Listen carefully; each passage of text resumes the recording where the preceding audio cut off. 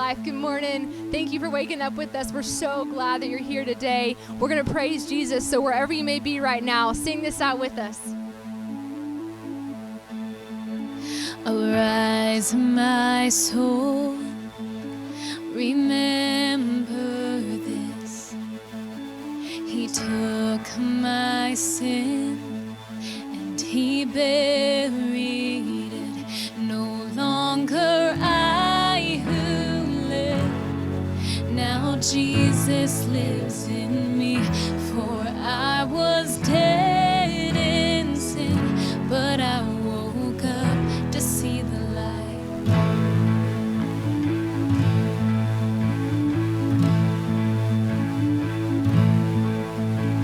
No, I won't boast, but in the cross that saved my soul.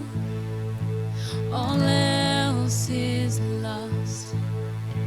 The grip of fear has no hold on me. So where, oh death, where is your sting? No longer I who live, now Jesus lives in me. For I was dead in sin, but I woke up to see the light.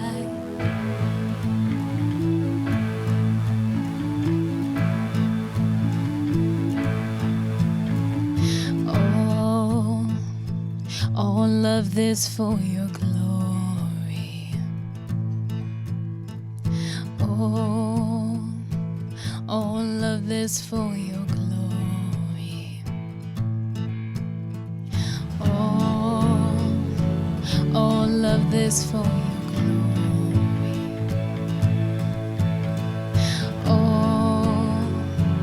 All of this for your glory.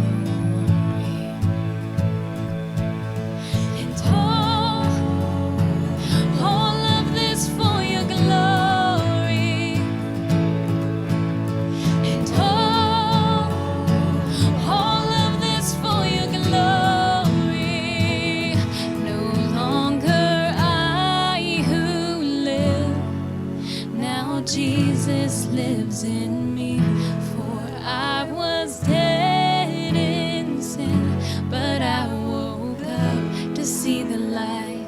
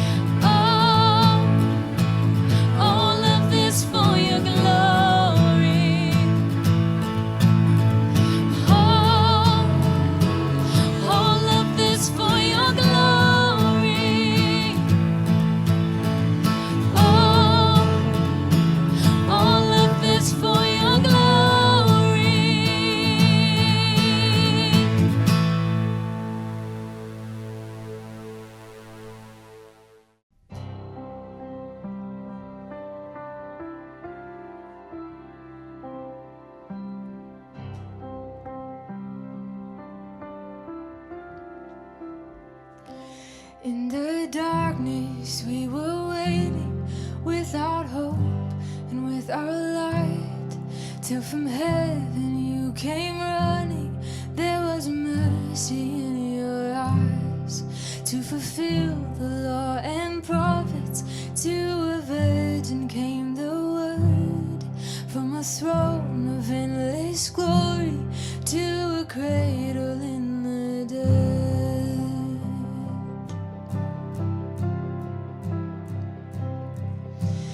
Praise the Father, praise the Son, praise the Spirit, three in one.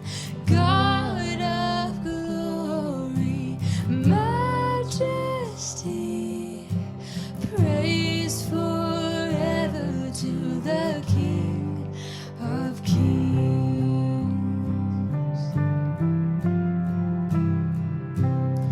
to reveal the kingdom coming and to reconcile the lost, to redeem the whole creation. You did not despise the cross, for even in your suffering you saw to the other side, knowing this was our salvation. Jesus, for our sake you died. Come on, let's sing. Praise the Father, praise the Son, praise the Spirit, three in one. God of glory, majesty, praise forever to the King of Kings.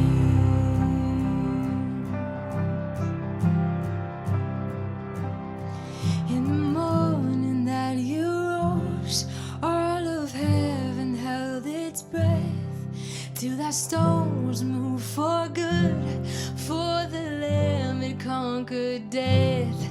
And the dead rose from their tombs, and the angels stood in awe, for the souls of all who'd come to the Father are restored. And the church of Christ was born. Then the Spirit lit the flame. Now this gospel truth of old shall not kneel, shall not faint. By his blood and in his name, in his freedom I am free. For the love of Jesus Christ, who has resurrected me.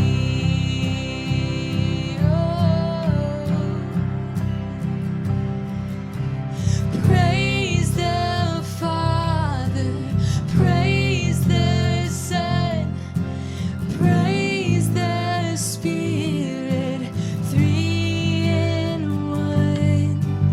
God of glory, majesty, praise forever to the King of Kings. Praise forever to the King of Kings.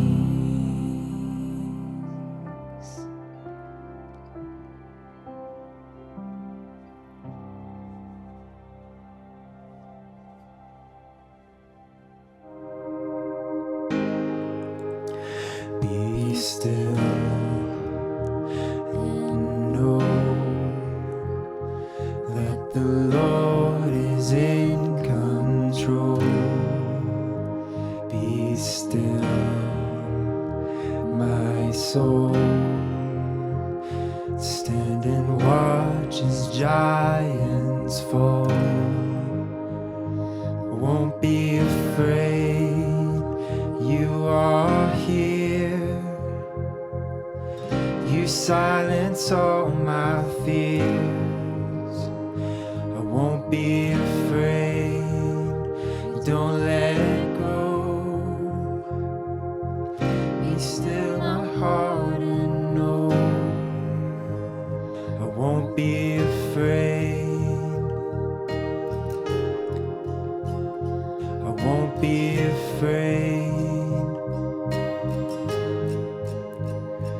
Be still and trust what the Lord has said is done. Find rest, don't strive. Watch His faith and grace alive. I won't be afraid, you are here. You silence all my fears. I won't be afraid, don't let go. Be still my heart and know I won't be afraid.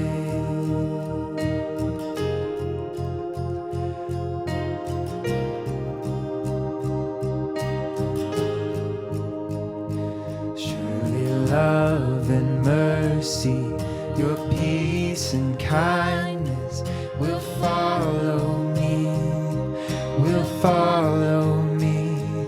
Surely love and mercy, your peace and kindness will follow me, will follow me.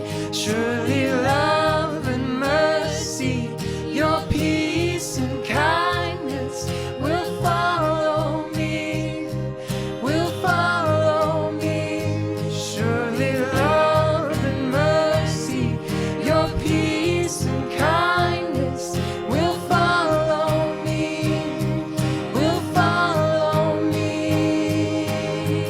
Your love surrounds me.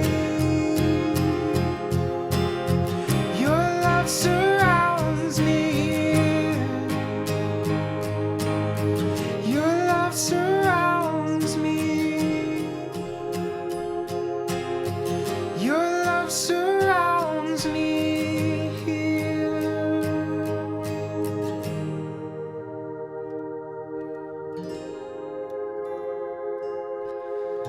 Your love surrounds me here.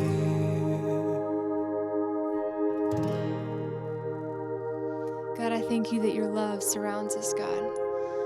Right where we are, God, in the midst of whatever the season and the struggle may look like for whoever's watching today, God, that you were there, that you were in the midst, God. That you are fighting for us, Lord, that you are our defender, God, and that you are the peace through whatever we face, God. So I pray that every person watching this today, God, experiences that peace and the love that you have for them, Lord. Speak through our pastor in this message today, God, and bring wisdom, God, that all of us need. We give this time to you in Jesus' name. Amen.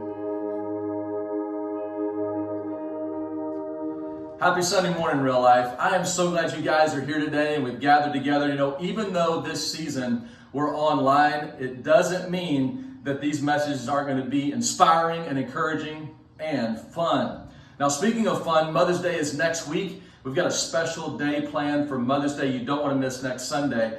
And kids, you're going to get delivered to your doorstep a special package that's actually going to help you bless your mom, which will include some marshmallows. And you know why? Because there's nothing that relieves stress of the quarantine like throwing marshmallows at each other. And so a Texas snowball fight is coming your way. And I just want to encourage you, have fun, because nobody gets hurt and everybody wins. Now today, we're going to talk about conflict in relationships. And I want to share with you guys 3 moves that are going to help you take your relationships from conflict to connection. So find the book of Colossians and download your notes or get out a sheet of paper. And while you settle in, I'm going to go get in my chair as well. I've got some exciting news for the Austin campus. I went by the building this week, and so check out this video. Excuse my lack of ability to video well, but there's a lot to look forward to coming up on the Austin campus. Check this out. Hey, Real Life, I'm in the building on 1826, just 2 miles south of Circle C. Unbelievable what God's doing. The coronavirus has slowed down construction but hasn't stopped it, and we are very close. I'm going to give you a little update. I'm standing in the worship center, and you can see all the walls are up and the windows on both sides. And just behind me here is the stage with all of this whole area being worship. Not only that, but over here, we've got the nursery area for all the new parents back this way, and this amazing lobby that I'm standing in right now. So that's where you come into those major doors, and then you get to look out at this incredible scenery. Let me show you one of my favorite parts of this whole deal here. So when you come out this way, there's actually an incredible portico where you can hang out after church that's getting built right here. This will all be shade and a place to hang out after church with this beautiful scenery behind you. Real Life is coming together. It's exciting.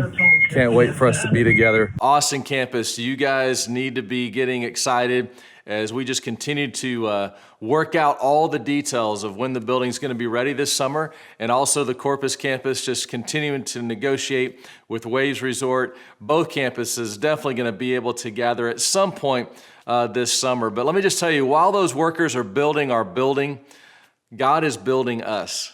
And he's growing our relationships. And so let's look at Colossians chapter 3 and remind ourselves what this whole series is about. And it says this in verse 10, put on your new nature and be renewed as you learn to know your Creator and become like him.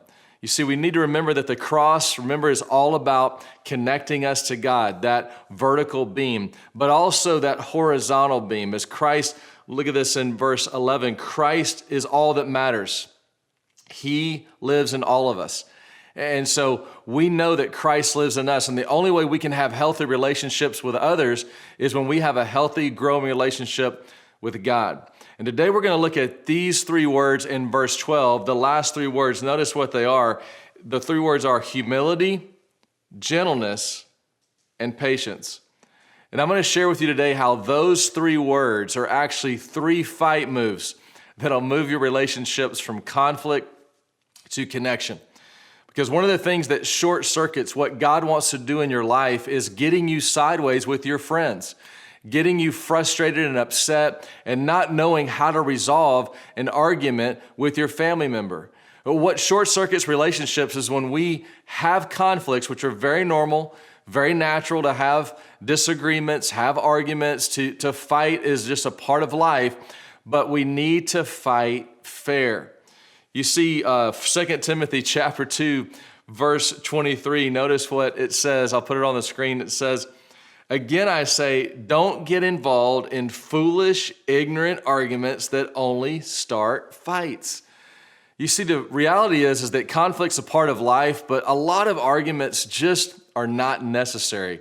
We really fight about a lot of things that we really shouldn't. And arguments are everywhere. I don't have time to go through all the crazy arguments, but I'll have a few examples here. We argue about some really important stuff, don't we? Like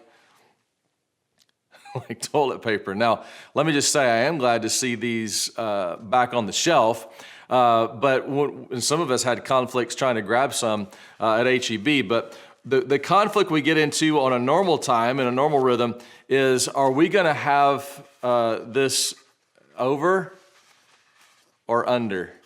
When you put it in that roll, is it over or under? How many of you guys say it's definitely got to be over? It's got to be over. Of course it's over. How many of you guys say, no, it's got to be like this. It's got to be under. Be under? Yeah. We disagree about those kind of things. We argue about some really important stuff, don't we? Like toothpaste, we can squeeze it at the end here, or we can squeeze it right here, or we can squeeze it in the middle. How many of you guys squeeze it right near where it comes out? You're going to squeeze it right there? Of course. That's why not? That's where it's going to come out, right there. No, how many of you guys say, no, you got to squeeze it at the end because you work your way toward the open. How many work your way toward at the end? How many of you guys say go right in the middle? Right in the middle. Yeah, just squeeze in the middle there. We argue about some really important things, don't we? How about this one? How to fold the towels. How to fold the towels. You got to fold the towels a certain way, Because you got to do like this, and then you got to come around like this, and then somebody else does it this way, and then you're like, no, it's got to come this way. And then you get done like, wow, I did an amazing job, until somebody comes in and says, no, it's not that way. You don't fold it once over like that. You fold it 3 times this way. Then you fold it. We argue about all kinds of things, and it tells us here, hey, we need to make sure that even though conflict is normal, it's inevitable, that we can avoid some of those things.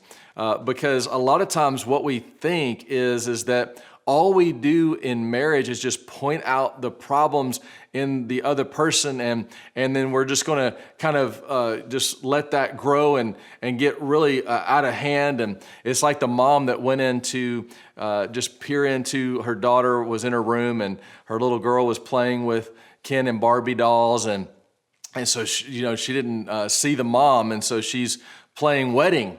And so she's got Ken all dressed up and Barbie all dressed up, and they're getting married, and the mom's like, oh, that's so sweet. They're getting married. This is great.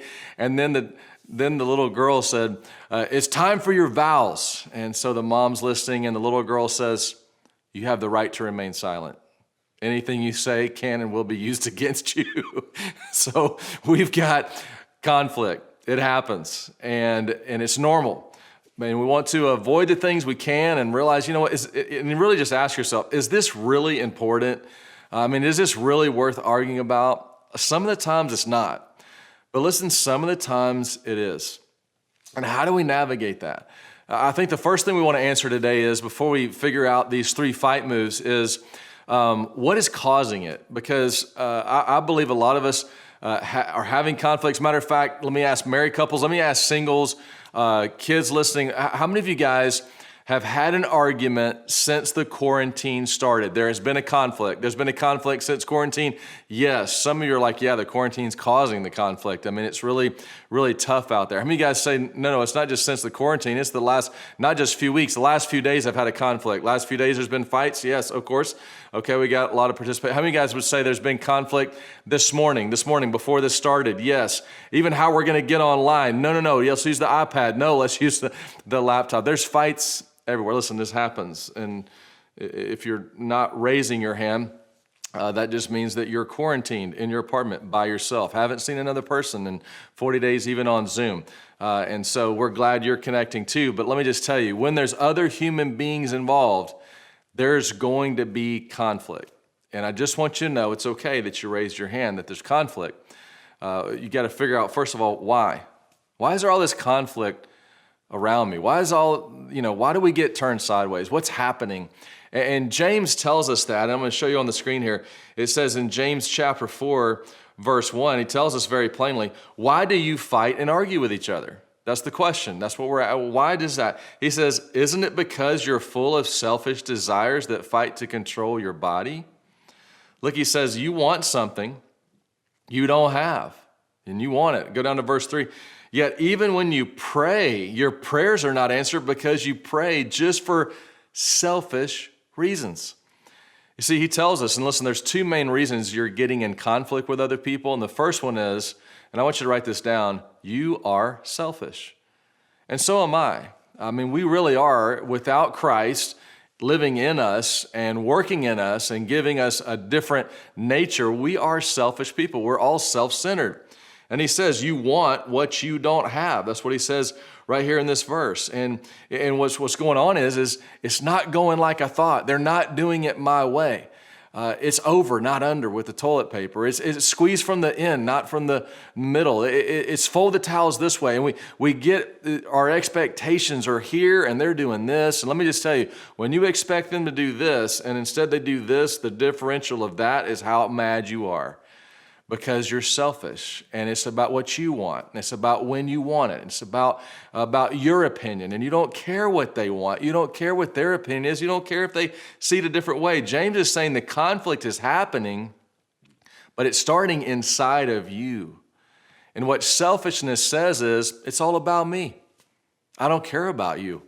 I don't care how you feel. I don't care what you think. I don't care what your needs are. I'm being selfish. And what we need to realize is friendship is not about me, it's about us. And I want to help us and not just me. And especially in marriage, marriage is not about me, it's about we. We are going to work this out. We are going to solve this problem. We are going to not attack each other, but we're going to attack this problem together. But selfishness gets in the way. And if you say, well, I'm not really selfish, it's all of them. Let me just tell you, all of us deal with self-centeredness. You say, no, I don't. Let me just prove it to you, okay? When you take a picture and all of your friends are in the picture, I mean, everybody's in the picture. Or you take a picture and all your family members are in the picture. And then somebody takes the picture with their phone and then says, hey, is this a good picture? Who's the first person you look at in that picture, that group of people? You. If it's a good picture of you, it's a great picture. I mean, you don't care if somebody else in the picture is like looking up, looking crossways, has something in their teeth. If it's a good picture of you, you need to post that picture. But when you say, is this a good picture, in a group of people, you're looking at yourself. It happens to all of us. We're all self-centered. And listen, when we walk into conflict, you need to remember that and check that and say, it's not about me, it's about we. We are going to work this out. Not I'm going to prove I'm right, but we are going to get right with each other. The second reason why we get in struggles is because, not just because we're self-centered, like I'm selfish, but also because they are different. So write that down. They're different than you. Tell somebody right now in your apartment, your house, whoever you're viewing this with, tell them, you're different. Just tell somebody in the chat room, you're different. You are. Don't get offended by that. You are different. I mean, you're different than me. I'm different than you. We're all different. And all that means is don't get offended. It's just true. God has a great sense of humor, and he created all of us unique, and they're different than you. You know what that means? They're going to do it different than you. They're going to see it different than you. They're going to have to work it out different than you. They have a different perspective. They have a different opinion. They have a different way of seeing it and solving it, and they're not going to solve it the way you would solve it. Now, selfishness says, oh, no. Well, what's wrong with them? How come they can't do it or see it like me? No. I have to turn that around and say, you know what? We're all different. That's why they're doing it different. Look at Romans chapter 12, verse 5. It says, we are, watch this, not one part, we're many parts of one body. We're many parts, and we all belong to each other. You see, Paul here is saying, hey, the hand is different than the foot. We're just all different. We're all part of one body. We belong to each other, but listen, a foot would make a horrible hand. Really. So you can't say if you're a hand, hey, you need to be like me. No. They need to be who God created them to be. And they need to see the world the way God created them to see the world. And you need their perspective and they need yours. And you need to work together. Together for who? Well, who's the head of the body? Jesus. Christ is all that matters. Christ works within us. And so we who do our part are now really belonging to each other. And let me just tell you, that's why, listen, you'll never win an argument. That's not the goal. The goal is not to win the argument. Because in order to win the argument, you've got to prove that you're right, they're wrong, which typically is not going to work out for you. And when you win the argument, typically you hurt the other person. And you walk away and go, yeah, I won. And then you try to realize, why is the relationship strained? It's strained because when you hit your own foot, it hurts you and the hand can't go where it could go if you remember you belong to each other. And so we've got to remember that what's happening inside of us is we're self-centered and they're different. And listen, they're different. And what that means is some people like conflict and some people don't. Some people think it's fun to disagree, and some people would rather, have a root canal than to have a conversation about what they don't like that's happening and how they're feeling. And so we're all different in that. As a matter of fact, I shared this several years ago, but it's a great analogy. And some people are turtles, okay? So let me give you a picture of a turtle here. Some people, when it comes to conflict, are turtles. Now, what do turtles do when there's opposition, when there's, some kind of adversary going on, when there's something that they feel threatened by? What does a turtle do? Does this. Turtle goes in their shell, okay? They retreat. Now, in a relationship, what this means is if you're a turtle, in a relationship, you just don't talk to the person. You just kind of ghost them on text for a couple of days. In a marriage, what you do is you just stay busy. Or if it's a roommate, what you do is you act like you got other things going on. You fold clothes, you go out in the garage. You just try to avoid them no matter what. You just don't talk. You play the silent game. And turtles, what they do is they just start reading a book, even the Bible. I'm sorry, I can't talk to you right now. I'm reading the Bible. Okay, so, but what they do is anything they can do to avoid the situation, they're going to go in their shell and pull in and retreat from you.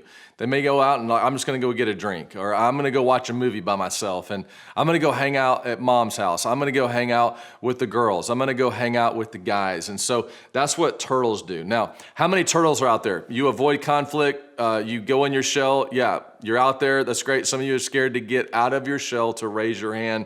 All good though, turtles. We love you, and that's how people are wired. Now, some people are not turtles. They're not scared to get out of their shell. They don't have a shell, and they're like this animal. You see this animal is a shark, okay? Sleek, fast, ready for anything. Sharks attack everything, attack the day, attack their to-do list. They are all in. What do sharks do in conflict? That's right. We've all seen Shark Week, right? So sharks attack. They do not mess around. I mean, they're all in, and they're verbally engaged, they're mentally engaged, and if you try to talk to them about something, most sharks are going to get defensive, and they're going to counterattack whatever you tell them. And this is what sharks have to be super careful about, because if you say to a shark, I really wish you wouldn't be late for dinner because the food is cold. Sharks are going to get defensive, not own it, not own their responsibility, not take accountability for it. They're going to go, oh yeah? Well, I've been out trying to make money for that food that's cold on the table. You're welcome. And what sharks do is they counterattack and they like blame you, or they belittle you and say, well, that's just dumb. Or they escalate the whole thing and say, oh yeah, well, when we get a divorce, you'll see how you like that. By the way, if you're married, never ever use the D word in a conflict. You're going to commit to we and not me. But sharks, they're ruthless, and they get sarcastic, and they start belittling you, and they start name calling, and they start, telling you why you're wrong. And sharks are going to try to win, and they're going to do everything they can. And I mean, all the way to, you are so dumb, humiliating the other person if they have to. You're just crazy for even bringing this up. Now, we've already asked for the turtles to raise their hand. How many sharks out there? You're a shark, you know it. It's okay. No pointing. We know who the sharks are, okay? Now, you got turtles, you got sharks, and here's a new species that has just been discovered recently, and it's actually part turtle, part shark. This is actually how I'm wired. I mean, I'm typically a turtle. I will be reserved. I will not bring up a problem. I would rather not be in conflict, but if you press me and if you try to get into my shell, I will attack you, okay? So we all are different. Now, the turtle decides they've had enough. They go in their shell, and here's what the turtle does. They think they're not fighting because they're not saying anything, and they're just like, even if they do kiss you, it's like kissing your sister, right? It's just kind of like they're just in their shell. They're going to stonewall you. And sharks isn't the right way, because sharks are all over the place saying the first thing that comes in their mind, and they don't care if they hurt you as long as they win this thing. Here's what we got to remember. We have to remember that the conflict is happening because I'm selfish and because you're different. And what we want to see today is it doesn't have to be that way. We don't have to play games. We don't have to belittle each other. We don't have to go in our shell indefinitely and then turtles just kind of come back out as if nothing ever happened. Sharks are like, I'm going to attack you, and then they feel guilty. They're like, oh, you know what? I'm sorry I said that. I'm sorry I bit your arm off here. So we don't. There has to be a better way. And what we find in Colossians 3 is a roadmap to how we can fight fair. 3 fight moves that will really just change this whole dynamic, where we don't walk away hurt and, listen, watch this, winning the argument, but losing the relationship. And so there's definitely a better way. And we're going to see how humility, gentleness, and patience can really help us. Now look at what Romans chapter 12, verse 18 says here on the screen. It says, if it is possible, as far as it depends on you, live at peace with everyone. So here's the goal. We want to live at peace with everyone. And I want there to be peace with us. It's we, not me. And in this friendship, we want to get back on the same page. It's about us. And so write this down. We're going to learn how to fight for peace so the relationship can win. And what we've been doing is we've been fighting for the win, fighting to win the argument, fighting for the logic, and that's not what we want to do. We want the relationship to win. We want the relationship to find peace. And remember, you can win the argument, but if you do, you're going to lose the relationship. The goal is not to win the argument. The goal is not to prove that you're wrong and I'm right. We have to remember this. The goal is harmony. The goal is peace. So we're going to fight for peace. We belong to each other. If I hurt the foot, I hurt myself, even if I'm the hand, because we all belong to each other. It's not about me. We have to work together. So how do we do that? Here's 3 fight moves. Very simple. You ready? I'm telling you, this is how you win at the relationship. Number 1, you have humility in your approach. Humility in the approach. By the way, I've tried this week, and this works.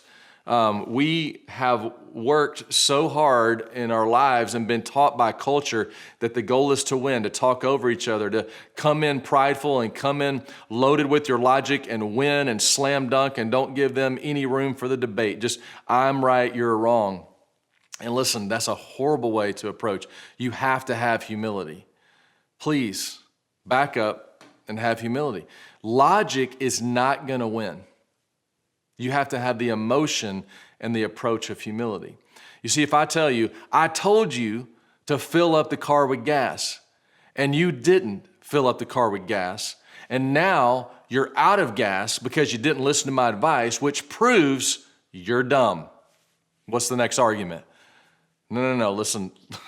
If you have, pride will kill relationships. You've got to have humility in your approach. This is what Jesus taught us. Look at Matthew chapter 7.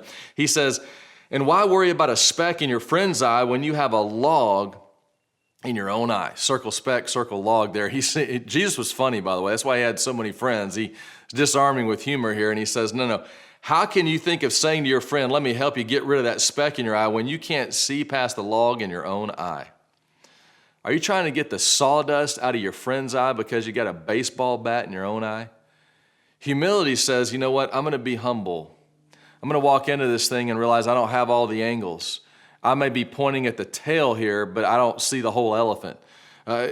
Being humble says, listen, I need to walk into this with this attitude. And it doesn't mean that we don't need to talk about it. We need to talk about it. But we need to have a frame of reference and ask ourselves, you know what, is it really a big deal that they're squeezing the toothpaste from the middle? And this diagnostic question of, I got to check my heart, is there any pride here? And when I start this argument, I've got to check my pride. And the reason why is, when you start an argument, who do you think's right? You. So you got to, wait a minute, humility. I've got to walk into this. Pride's really subtle, isn't it? Now, sharks really need to listen and write this down. They need to say, I could be wrong. Sharks need to say, I could be wrong. Now, sharks are saying, well, that's never happened. Why would I ever be wrong? I'm not wrong. I'm always right. They're wrong. I'm just trying to get them to recognize they're wrong. No, listen, you may be right, and you may be trying to help your friend out, but what happens is you need to say, you know what, I could be wrong. I may not know the whole story here. Can you help me? And this is disarming because you may have all the logic and all the facts, but it's a humble statement. Turtles, you need to work on this one. I feel.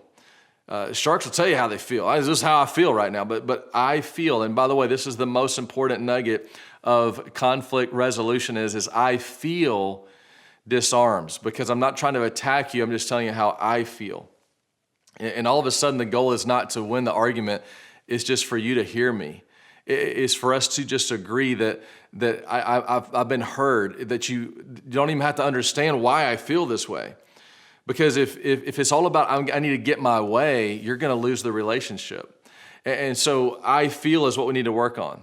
Just start working on that. Because if I go in and say, you need to squeeze the toothpaste from the end because it's dumb to squeeze the toothpaste from any other place but the end of the tube, instead, I can say, watch this, you know what? I feel really unimportant and neglected when you squeeze the toothpaste from the front instead of the back. All of a sudden, I could be wrong, but I'm just telling you how I feel, and I just need you to hear me. It really does disarm the whole thing. I was talking to a senior adult couple, and this week, and they're just really working on relationship in the quarantine, even in their age and stage of life. And one of the things they say is, you know what, my cup is empty. And that's what they say to their spouse. My cup is empty right now. And it's not blame, it's not complaining, it's just saying, you know what, I need some attention. I need some time from you. My cup is empty. It's just sharing how they feel. And what happens is I feel brings that humble approach. So humility in the approach, and then write this down, gentleness with the words. This is huge. Words are so important. Choose your words very carefully. Communication is the oxygen that relationships are built on. And if you're not talking, turtles, you are literally depriving the relationship of oxygen. And so if you say, I need some time, that's fine, but come back because we have to talk about this. Communication is how we can grow together. It's how we connect. And this isn't rocket science, but we've got to listen to each other. Listening is loving. Communication is connection. But watch out when you're communicating to do it in the right way. Look at Proverbs chapter 15, verse 1. It says a what? What kind of answer? There it is, a gentle answer deflects anger. We've got to be gentle in our conversations, gentle with our words. Watch this, because harsh words, what do? Make tempers flare. How many of you, when you were kids, got into trouble, but here was the speech? It wasn't what you said. I said I'd clean up my room. But your parents, can you help me out? Your parents said, no, you're not in trouble. It's not what you said. It's what? It's how you said it. And that works with kids. It works with adults. And we need to be careful, not just what we're saying, but how we're saying. It says a gentle answer, gentle words. Listen, stop exploding. Stop yelling. Stop saying the first thing that comes to your mind. And instead, step back and say, how do I say this in the right way? Here's a couple of gentle things. Write this down in your notes. Avoid you always and you never. You always leave your clothes on the floor. No, that's not true. There was one time back 3 years ago don't get into those big summarizing. Well, you never answer your text. When I text you, it always takes 5 hours to hear from you. I'm sure there was one time that they actually did send a text. Avoid always and never. Don't ever go to those extreme statements. But this is a big one that makes gentleness happen, and that is, I was wrong. Now, this is super hard for sharks to do, but I was wrong. Will you forgive me? I was wrong. Set things right in the relationship. It owns responsibility. And this is really hard to do, especially when you think you're right, which all of us do. But there's always going to be something, almost every time, I was wrong. You said, but I'm not wrong. I'm right. No, but you can find some. Listen, I was wrong to yell. I was wrong to have the kind of attitude that I did about this. I was wrong to be so prideful. Typically, you can find something you can say, you know what? Maybe I was right, but I had a bad attitude. Maybe I was right, but I shouldn't raise my voice. Maybe I was right, but I need to ask your forgiveness for how I brought this up to you. You see, Proverbs chapter 12, verse 18 shows us just how important words are. Notice this. It says, some people make cutting remarks. What happens to some words? Man, it just cuts like a knife. You ever heard that phrase, sticks and stones may break my bones, but words will never hurt me? That is not true. I would rather get beat by a stick, by a baseball bat, than have some of the words people have said to me or about me. Words hurt, they cut. It says reckless words when you don't think about your words and make sure they're gentle. It says, look at this, but the words of the wise bring what? Help me out. What's the word? Healing. I'm going to ask you this week to think about making the goal of your conversation, even when there's conflict, the goal here is healing us. I'm not going to hurt my foot because that actually hurts me. If I'm a hand, I'm not going to tell the foot to be one. I'm just going to say, we belong together. This isn't about me, but I want us to be on the same page. The goal is not for me to be right, but for us to get right again. And so let me just, again, remind turtles, staying in your shell is not going to work either. But we have to work this out in a gentle way. Psychologists have actually proven by studies that they can predict divorce at a 93% success rate. It's like, wow, what are they doing? They observe how the couple talks to each other, and that's it. And they can predict if there's going to be a renewal of a relationship or if that relationship's killing itself. And you know what they look for? They look for all kinds of things like sarcasm, a lot of criticism, always being critical of the other person or what they're doing, a lot of stonewalling, not talking, just silent treatment days on end. That relationship is dying. And so here's a ratio I want you to remember. I want you to write it down, and that is, I call this the 5-to-1 ratio.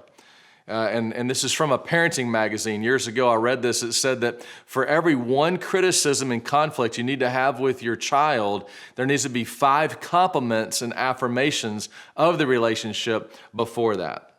And so for every one conflict or correction or criticism with your kids, you've got to have 5 positive things that you've actually said to them. Now, how many of you guys know that's just not for parenting?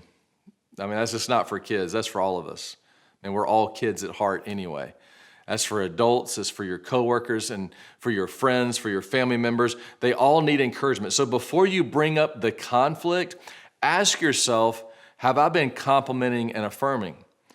Now, I know what sharks are thinking. They're like, oh, I got this. And you haven't been affirming, but before you blast them, you're going to be like, okay, listen, you're cool, smart, funny, you're a good cook, and you're good at puzzles, but here's what you need to work on. So you can't do it that way. And so instead of trying to keep score or writing it down, here's your assignment for this week. I'm just going to encourage all of us, and especially in quarantine, I'm going to ask you, this is very important, but to start encouraging the people you're stuck with and stop criticizing them so much. Stop being so looking for conflict and having needless, or what was called, he said, conflicts we can avoid. And instead say, you know what, I'm going to encourage you. And so if you want to be a friend, encourage a friend this week. Say something affirming. Lift somebody up. Send them a text, and especially married couples, but for all of us, parents, kids, coworkers, if you really want to build relationships, stop trying to get the ledger. Okay, do I have 5 yet? Because I really got something I need to tell you. But instead, listen, don't even think about the ledger, and I'm going to start depositing encouragement. I'm going to start affirming you. I'm going to start encouraging you. I'm going to just keep on appreciating you. And as I deposit that affirmation, watch this, I don't even have to think about the bottom line bank statement of your emotions. When I look at that, I know I've got enough deposited in to say, hey, can we talk about this? Because there's something we need to work on, because I'm feeling this way, and I could be wrong, but I'm not going to ignore this issue, and we need to talk about it. And I know I've got enough built in, because words are huge. Gentleness is powerful. And look at Proverbs 18:21. And would you read this with me? Let's say this together. Words kill, words give life. They're either poison or fruit. You choose. And just circle that, you choose. You see, we can't choose the conflicts and arguments, they're going to come, but we can pursue peace, and we do that by choosing our words very carefully.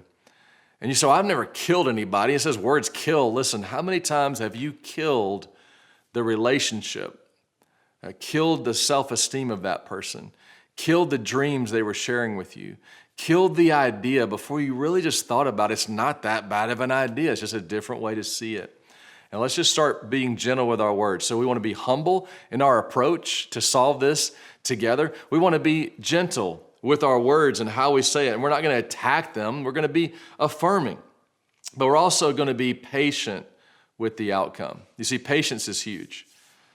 Your relationship, friend, only has one enemy, and it's not that other person. It's the devil. The devil doesn't want harmony in any relationship, wants all friends to be frustrated, wants all family members to be sideways with each other. And the devil wants to cause confusion and hurt and discouragement, and he wants you to not talk about it. He wants you to go in your shell. He wants you to attack. He wants you to handle all these things in the wrong way, and he wants to continue to build that conflict and the harsh words to keep going. But you've only got one enemy. But how do you battle that enemy? One way is with patience. And I'm going to let God work on you. I'm going to let God work with us. And when you deal with that conflict, listen, I'm going to tell you, let's just be real. They're going to do it again. They're going to still struggle with that. They're going to still leave the clothes on the floor. They're going to still forget to put the bowl in the dishwasher. They're going to still forget to feed the dog, whatever it might be. And as you grow in that relationship, be patient with the outcome. Be patient with each other. And just make sure that you're not bringing up the past. But listen, patience resets. You know what? Let's reset. Let's keep working on this. And just be patient with that. It's like these guys that were talking over coffee, and he said, man, my wife, she really got mad, and she was, yelling, and she was being really historical last night. And the guy's like, you mean like she was being hysterical? It's like, no, man, she's being really historical. I mean, she started saying, oh, yeah, well, last week you did this, and last month you did that, and 3 years ago you did this. And we got to stop being historical and reset. How do you do that? A humble approach, gentle words, and then being patient and remembering that person's human. They're going to keep stumbling, but they really do have a heart to lean in. And that love for each other and that patience is going to be what helps. Let me see if I can summarize this whole message with what is summarized in 1 Peter. And I love how the Message paraphrase summarizes this, and I believe this is why some of you came today, is just hear the word of God from this translation. It says, summing up, be agreeable, be sympathetic, be loving, be compassionate, be humble. And that goes for all of you. No exceptions, no retaliation, no sharp-tongued sarcasm. Instead, bless. That's your job, to bless. You'll be a blessing, and you'll also get a blessing. Whoever wants to embrace life and see the day fill up with good, here's what you do. Say nothing evil or hurtful, snub evil and cultivate good, run after peace. For all you're worth, God looks on all of this with approval. You want to have a great relationship with your parents? Say, I'm going to be a blessing. You want to have a great relationship with your friends? Say, I'm going to bless them. You want to have a great relationship with your spouse? Be a blessing. You want to have a great relationship with your coworkers, even over FaceTime, Zoom, and WebEx? Be a blessing. And run after peace.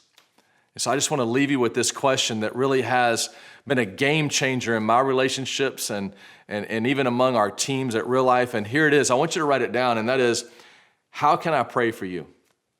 How can I pray for you? This question is getting built into the culture of Real Life, where we encourage even supervisors to ask that question of those who work for them, even getting life group leaders to ask those in their life group. But I'm just going to encourage you, here's your assignment this week, is to ask that question of your spouse, ask that question of your kids, ask your parents that question. How can I pray for you? How can I pray for you? It's the most humble question you can ask. It's the most gentle question you can ask. And it's a way to leverage your words and say, I'm going to be patient here. And I want to just, what can I ask God to help you with? How can I pray for you? And if you're a married couple, here's a little extra assignment. And even if you're friends with someone, is just to hold hands. If you're quarantined with someone, or Zoom call somebody and say, you know what? How can I pray for you? And then pray with them. If you're married, I'm going to encourage you to hold hands and just pray for 5 minutes, even if it's silently, like, hey, I'm praying for you right now.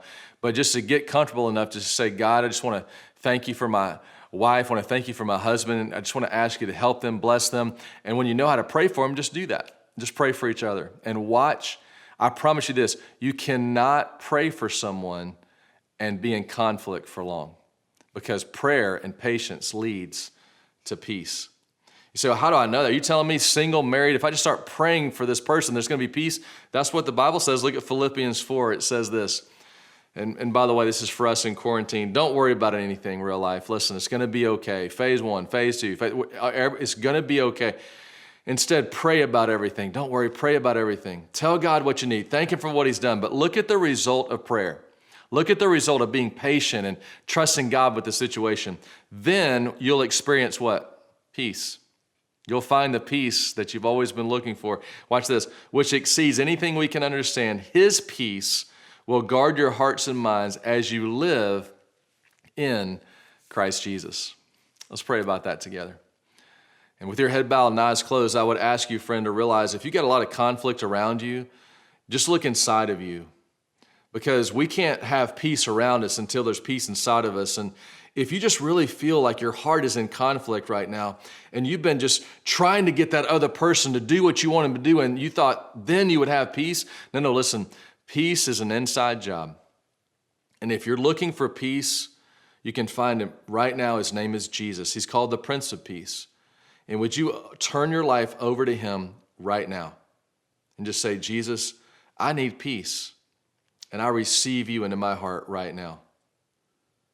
And if you just whispered that prayer and you just made that commitment, congratulations, because you're going to have peace inside of you no matter what happens around you. But let me just pray a blessing for all of us. God, forgive us. Forgive us for being selfish during this pandemic. God, help us to apply these truths to our lives, Lord. And as far as it depends on us, if it is possible, help us to live at peace with everyone in our lives, but especially those in our own home. And I pray, God, that we would walk in humility. Father, that we would walk into every conversation with humility, that our words would be gentle and they would give life. And I pray, Father, that we would be patient with the people in our lives. And Lord, I pray especially for those who are living and feel like they're in a war zone right now. God, give them peace that only comes from you. And thank you for what you've taught us today. For we ask all of this in the name of the Prince of Peace, Jesus Christ. And everybody said, amen.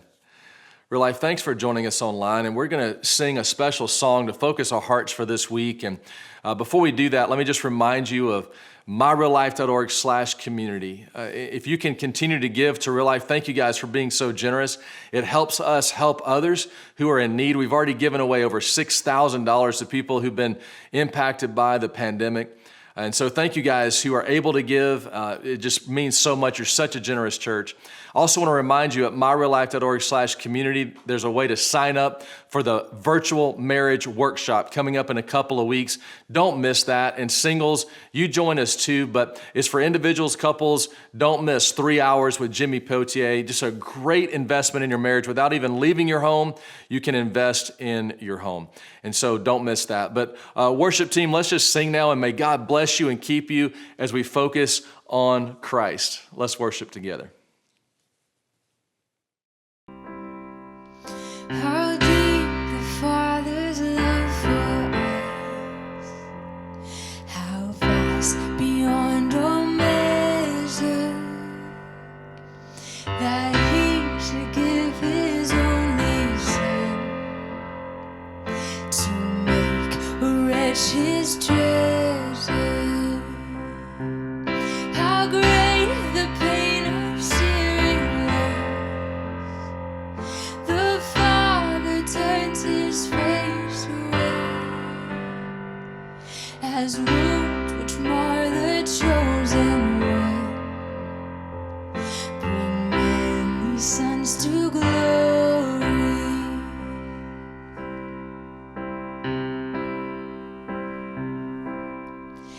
Behold the man upon a cross, my sin upon His shoulders.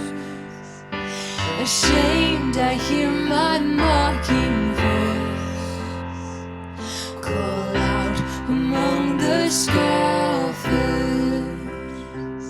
It was my sin that held Him there until it was accomplished. His dying breath has brought me life. I know that it is finished.